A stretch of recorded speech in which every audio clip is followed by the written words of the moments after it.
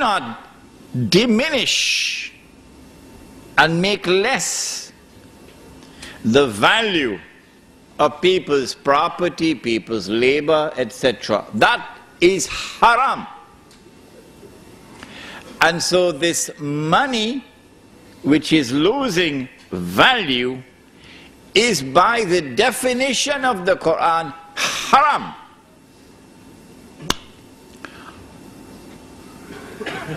But we were asleep. Let me include myself in it so nobody will be angry with me. We were all asleep.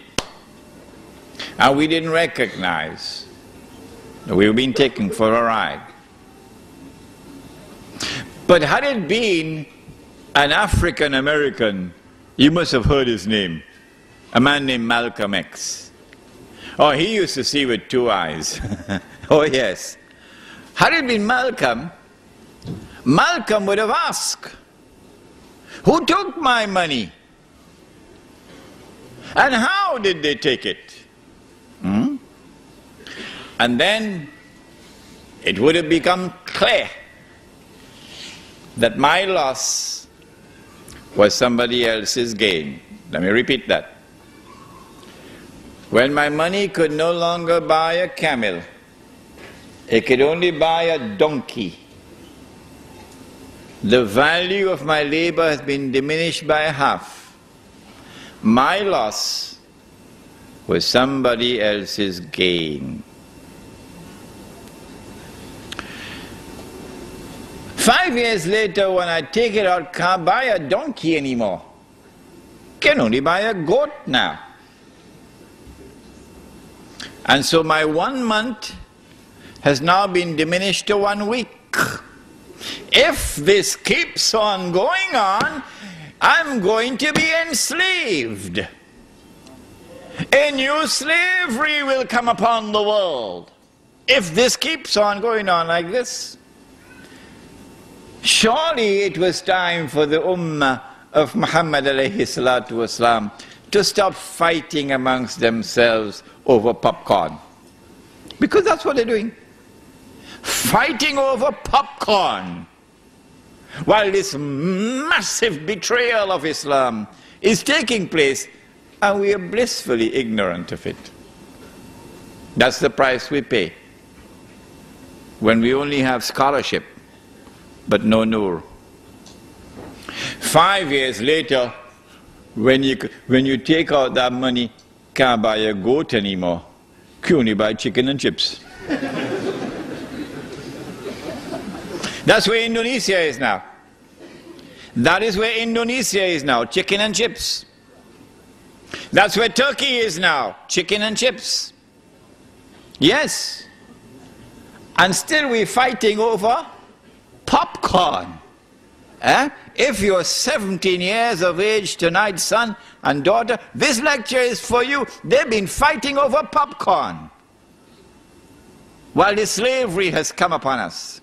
The Indonesian rupiah is now trading at about 10 to 11,000 rupiah to $1 US. And you'd want to know, well, why is the relationship, the value of the money always linked to the US dollar? We'll explain to you that tonight. When the Indonesian rupiah collapsed 3 years ago, dramatically, there was nothing wrong with the Indonesian economy. The International Monetary Fund or the World Bank just 2 or 3 months earlier had given a clean bill of health to the Indonesian economy. Nothing significant had changed in that economy when George Soros and company attacked. And the banking centers around Indonesia attacked. Singapore, let's put it into the record tonight, is one of them. The Indonesian rupiah collapsed overnight. It was trading, I think, about 8,000 and it fell to 20,000 within a matter of 1 week. And more than a half of the population of Indonesia were instantaneously reduced to poverty. There is such massive poverty in Indonesia today that the country is riddled with violence.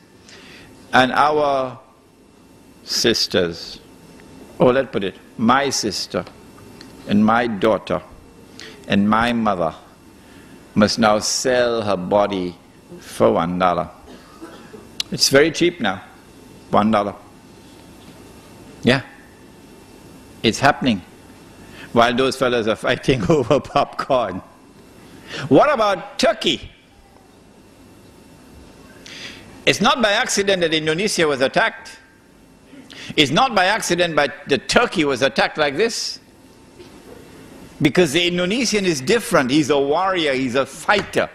He'll give his life for Islam, the Indonesian. And the Turkish Muslim in the villages are like that. They love the deen and they'll fight for it and they'll give their lives for it. But Israel needs Turkey. Israel needs the water of Turkey. And Israel needs the support and the alliance of the Turkish military of Mustafa Kemal. So in order for the military to take control of the country, and in order for Israel to get that supply of water from Turkey, you've got to enslave the Turkish masses. So do you know what is the value of the Turkish lira now? At what is it trading? Do you know? It is trading at 1.5 million Turkish liras to $1 US. Now, don't you think this is an important subject to teach? Yeah. Yes. And there are those who now will have to teach this subject after I leave Australia. Yeah. 5 years later, we take out the money, can't buy chicken and chips anymore. No? You don't believe me? It's coming. It's coming, it's around the corner. You can't buy chicken and chips with it anymore. You can use it as wallpaper. The collapse of the international monetary system based on paper money with no intrinsic value, that collapse is around the corner. How do I know that? Not only because I was blessed with the opportunity to study international monetary economics at the Graduate Institute of International Studies in Geneva, Switzerland. I know that because of something else. I know it because of the Quran and the Hadith, that the collapse of the international monetary system is around the corner. When it all collapses, and we'll come back to this, what will be money? What are you going to have as money? When the Australian dollar collapses, and of course if you had any Australian dollars underneath your pillow, hidden away, you can use it as wallpaper. Yeah. What is going to be money after that? Answer is, no, not gold, and not silver, and not dates. It's going to be electronic money. Electronic impulses in machines in banks. Machines without minds. Artificial intelligence. Huh? The plastic you'll use to access the money, but the plastic itself would not be the money. The money is going to be electronic money. So listen to this. I don't know whether you'll be able to digest your dinner now after this. Money is going to disappear. You won't be able to see money anymore. You won't be able to see money anymore. You won't be able to touch money anymore. It's gone. Electronic impulses in mindless machines in banks. We're not concerned with who owns the banks.